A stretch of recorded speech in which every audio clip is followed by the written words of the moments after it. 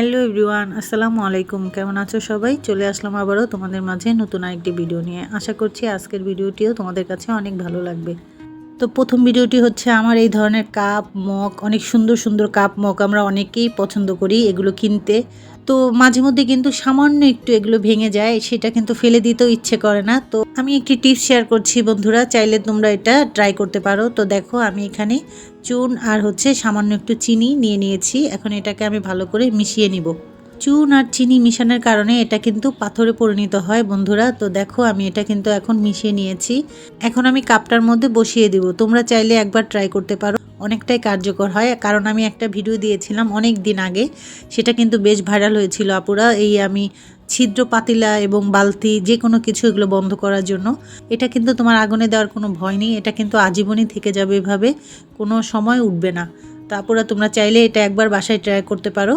তো এইভাবে আমি বসিয়ে দিলাম। দেখো বোঝাও যাচ্ছে না যেখানে আমি লাগিয়েছি সামান্য একটু ভেঙেছে, কিন্তু আমি শুনেছি ভাঙা জিনিসে নাকি কিছু খেতে হয় না, এর জন্য আমার এটা চেষ্টা করা। তো আশা করছি আপুদের কাছে ভালো লেগেছে, ভালো লাগলে ট্রাই করবে। চলে আসলাম পরবর্তী টিপসে। পরবর্তী টিপসটি হলো যে এই যে দেখো আমরা অনেক সময় সিলিন্ডার গ্যাস কিংবা যে কোনো কিছু অনেক দিন রাখলে এভাবে টাইসের উপরে কিন্তু দাগ বসে যায়, আর এই দাগগুলো উঠাতে অনেকটাই কষ্ট হয়। তো আজ আমি এটা নিয়ে তোমাদের একটি টিপস শেয়ার করছি, আশা করছি ভালো লাগবে। তো এই টাইলস উঠানোর জন্য আমি যে জিনিসটা ব্যবহার করব, এখানে ব্যবহার করব নারকেল তেল। নারকেল তেলটা একটু টিস্যু পেপারে দিয়ে তারপর আমি এটা এখানে মুছে নিচ্ছি, কিংবা তোমরা চাইলে ফ্লোরে দিয়েও এভাবে করে মুছতে পারো। তো দেখো আমি নারকেল তেল দিয়ে এখন আমি এটা একটা টিস্যু পেপার দিয়ে ঘষে নিচ্ছি। এতে করে কিন্তু তোমার অনেকটাই জং ধরার দাগগুলো উঠে যাবে। তো এভাবে অবশ্যই তোমরা ট্রাই করবে আপুরা। আমি এভাবে মাঝে মধ্যে পরিষ্কার করি, আর দেখো কত সুন্দর পরিষ্কার হয়ে যাচ্ছে। এভাবে তোমরা একবার করলেই বুঝতে পারবে। এখন আমি নিয়ে নিচ্ছি একটা মাজনি, মাজনির মধ্যে একটু ভিম দিয়ে নিলাম। এখন এটা বাকিটুকু ঘষে ঘষে তুলে ফেলবো। এভাবে খুব সহজেই এটা তুলে ফেলা যায় বন্ধুরা, তোমরা একবার ট্রাই করবে। তো দেখো কত সুন্দর উঠে গেছে, একদমই কিন্তু নেই, দেখো পুরোটাই পরিষ্কার হয়ে গেছে। এখন আমি একটা কাপড় দিয়ে মুছে নিচ্ছি, কারণ এখানে তেল আর সাবান আছে, যে কোনো সময় আমরা পা পিছলে পড়ে যেতে পারি, এর জন্য। তো দেখো আপুরা কত সুন্দর পরিষ্কার করে ফেলেছি। আশা করছি এই টিপসটা তোমাদের ভালো লেগেছে, ভালো লাগলে ট্রাই করবে। চলে যাচ্ছি পরবর্তী টিপসে। আমাদের বাসায় এই ধরনের মগগুলো থাকে, কাপগুলো থাকে। তো এগুলো কিন্তু মাঝে মধ্যে আমরা ভালো করে না ধোয়ার কারণে ভিতরে অনেকটাই দাগ বসে যায়, আর এই দাগগুলো কিন্তু কেমন লাল লাল হলুদের মতো হয়ে যায়। এগুলো কিন্তু অনেক সময় উঠাতে অনেকটাই কষ্ট হয়। তো এটা আমি খুব সহজেই তোমাদের তুলে দেখাচ্ছি বন্ধুরা। দেখো এখানে আমি নিয়েছি ভিনেগার। ভিনেগার না থাকলে তোমরা লেবুর রস নিলেও চলবে। তো ভিনেগার আমি এখানে একটু সামান্য দিয়ে দিচ্ছি, আর দিয়ে দিব একটু বেকিং সোডা। সামান্য একটু বেকিং সোডা দিলেই হবে বন্ধুরা। তো দিয়ে এটা আমরা যেই ধরনের ঘরে বাতিল ব্রাশগুলো থাকে ওগুলো দিয়ে ভিতরে একটু ঘষে নিব, তাহলেই হবে। তো দেখো আমি বাতিল ব্রাশ দিয়ে একটু ঘষে নিচ্ছি, আর তেমন কোনো কিছুই করতে হবে না, খুব সহজেই এটা উঠে যাবে। তো দেখো আপুরা, এই যে আমি এভাবে ঘষে নিলাম। এখন আমি তোমাদের দেখাচ্ছি যে কত সহজে এটা উঠে গেছে, তেমন কোনো কষ্টই করতে হয় না আপুরা। এখন আমি একটু সাদা পানি দিয়ে ধুয়ে দেখাচ্ছি যে কত সুন্দর পরিষ্কার হয়েছে। তোমরা চাইলে এভাবে করে নিতে পারো। আশা করছি টিপসটা ভালো লেগেছে। অনেক সময় আমরা বাসায় কাপড় আয়রন করি, কিন্তু দোকানের মতো ওইভাবে ভাঁজ করতে পারি না, তো শার্টগুলো বিশেষ করে। তো আজ আমি তোমাদের সাথে এই টিপসটা শেয়ার করবো আপুরা, একদম দোকানের মতো তোমরা যেভাবে শার্ট ভাঁজ করে দোকানে, ঠিক সেভাবে করতে পারবে। তো দেখো এখানে বাচ্চার একটা বই নিয়েছি, আর এই বই খাতা যে কোনো একটা কিছু হলেই হবে।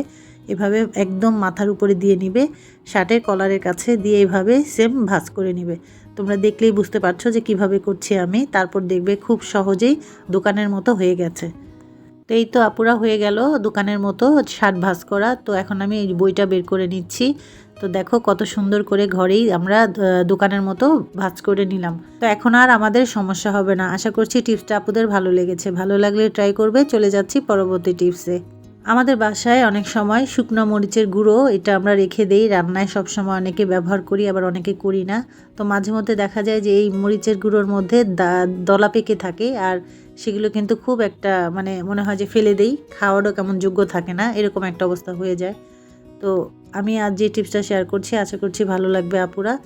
তো চা চামচের মধ্যে সামান্য একটু লবণ নিয়েছি, আর এখন আমি এই লবণটুকু মরিচের গুঁড়ার মধ্যে দিয়ে দিলাম। দিয়ে এটাকে আমি ভালো করে মিশিয়ে নিব। তো এভাবে মিশিয়ে রাখার কারণে কি হবে, তোমার এই দলা পেকে আর থাকবে না। তো এটা অনেক সময় আমাদের এই গৃহিণীদের এটা প্রবলেমে পড়তে হয়। তো যে আপুরা জানো তারা তো জানোই, আর যারা জানো না এভাবে তোমরা ট্রাই করতে পারো, দেখবে আর এই সমস্যাটা হবে না। আশা করছি টিপসটা ভালো লেগেছে। আমি এখানে একটা টিস্যুকে দুইটা টুকরা করে নিয়েছি আর দুইটা ভাগ করে আমি টিস্যুটার মধ্যে নিয়ে নিব বেকিং পাউডার। তো বেকিং পাউডার কিংবা বেকিং সোডা যেটাই বলো তোমরা, একটা হলেই হবে। এখানে সামান্য একটু দিয়ে দিচ্ছি, কারণ অল্প অল্প করে দিলেও চলবে। তো আমি এখানে দুটোটার মধ্যে দিয়ে দিচ্ছি, দিয়ে সুন্দর করে এভাবে ভাঁজ করে নিব। এতে করে আমার যে কাজটা হবে সেটা দেখলে তোমরা চমকে যাবে, ভাইয়া এবং আপুরা সবারই কাজে আসবে এটা। তো দেখো আমি এভাবে 4টা ভাঁজ করে নিচ্ছি, মানে একদম সুন্দর করে এটাকে আমি আটকে দিচ্ছি, সুন্দর করে মুখটা বন্ধ করে। দুটোটাই আমার একইভাবে নিতে হবে, তো আমি একইভাবে করে নিলাম। দেখো এভাবে। তো এখন আমি যে কাজটা করব তো সেটা অনেকটাই উপকারে আসবে। তো আমাদের বাচ্চাদের কিংবা বড়দের এই ধরনের জুতাগুলো থাকে, তো এগুলো কিন্তু মাঝে মধ্যে এরকম গন্ধ আসে, সেই গন্ধে মনে হয় যে ঘরের মধ্যে থাকাটাই খুব কষ্টকর হয়ে যায়। তো এভাবে যদি তোমরা ট্রাই করো, জুতার মধ্যে দিয়ে সারা রাত রেখে দাও, পরের দিন যদি পরো দেখবে যে এই সমস্যাটা আর থাকবে না। খুব সহজেই তোমাদের এই সমস্যাটা সমাধান হয়ে যাবে। আশা করছি আপুরা তোমাদের কাছে এই টিপসটি ভালো লেগেছে। ভালো লাগলে একটি লাইক করো। চলে যাচ্ছি পরবর্তী টিপসে।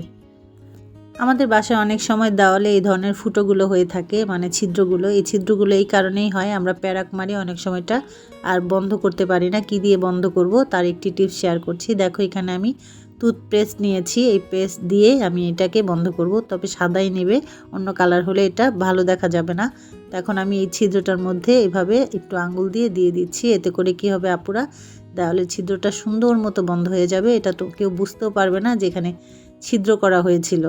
তো আশা করছি আপুরা এই টিপসটা তোমাদের ভালো লেগেছে, তোমরা অবশ্যই একবার ট্রাই করবে। বাসায় আমাদের এই ধরনের সিঙ্কগুলোর মধ্যে অনেক সময় কি হয়, তেলাপোকা, তারপর চেলা, তারপরে হচ্ছে কি বলে ওই যে মানে অনেক ধরনের সাপের মতো দেখতে চিকন চিকন সুতোর মতো পোকা, এগুলো কিন্তু সব সময় আনাগোনা করে, আর এই বর্ষাকালে বিশেষ করে বেশি হয়। তো এটা যাদের ঘরে হয় তারা কি করবে, নিয়মিত কিছুদিন এরকম টকবগে গরম পানি এগুলোর মধ্যে ঢেলে দিবে। দেখবে যে আর চেলা, তারপরে হচ্ছে তেলাপোকা, এগুলো দেখতেই পারবে না। শুধু সিঙ্কে না, বেসিনেও এভাবে করে গরম পানি দিবে। এতে করে কিন্তু বেসিনে অনেক সময় পানির আটকে থাকে, এই সমস্যাটাও সমাধান হয়ে যাবে। নিয়মিত যদি কিছুদিন করো আপুরা, দেখবে অনেকটাই কার্যকর হবে। আমাদের বাথরুমে যেদিক দিয়ে পানি যায় সেখানেও দিয়ে দিবে, দেখবে এই সমস্যাটা আর থাকবে না। আশা করছি যাদের এই সমস্যাগুলো হয়েছে আমার এই টিপসটা ফলো করলে সমাধান হয়ে যাবে। চলে যাচ্ছি পরবর্তী টিপসে। আমাদের বাসায় পুরনো চালের বস্তাগুলো এভাবে আমরা বাসায় এনে থাকি, আর এগুলো কিন্তু ঘরে পড়েই থাকে। তো এটা দিয়ে একটি টিপস শেয়ার করছি বন্ধুরা, আশা করছি তোমাদের ভালো লাগবে। তো দেখো আমি বস্তাটা 4টা ভাঁজ করে এভাবে সুন্দর করে নিচ্ছি। এটা দিয়ে যে কাজটা করব বন্ধুরা, দেখলে তোমরা চমকে যাবে, কিংবা অনেকে হয়তো বা এটা করেও ফেলেছো। তো দেখো আমি এখানে 4টা ভাঁজ করে নিলাম। তো আমাদের বাসায় পুরনো বালিশের কাভারগুলো থাকে, সেই কাভারগুলো আমি একটা নিয়ে নিয়েছি, নিয়ে এটার মধ্যে আমি এখন ভরে নিব।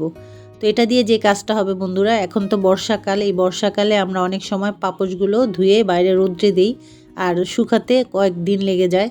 তো ততক্ষণে কিন্তু আমাদের ঘরে টয়লেট থেকে আসা কিংবা ময়লা পা দিয়ে এইভাবে বিছানায় ওঠা অনেকটাই সমস্যা হয়ে যায়। তো এটা আমরা চাইলে ব্যবহার করতে পারি এভাবে করে। আর এই যে মুখের এই পাশটা তোমরা যারা পার্মানেন্ট ব্যবহার করবে তারা চাইলে এটা সিলেও নিতে পারো। আমি এটা তোমাকে ভিডিও করার জন্য দেখাচ্ছি এভাবে। তো দেখো এটা এভাবে বিছিয়ে রাখবে, এতে করে কিন্তু তোমাদের পাপোশের কাজটা হয়ে যাবে।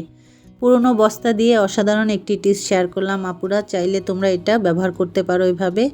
তো বন্ধুরা আজ আমি এখানেই বিদায় নিচ্ছি, ফিরে আসছি ইনশাল্লাহ নতুন কোনো ভিডিও নিয়ে।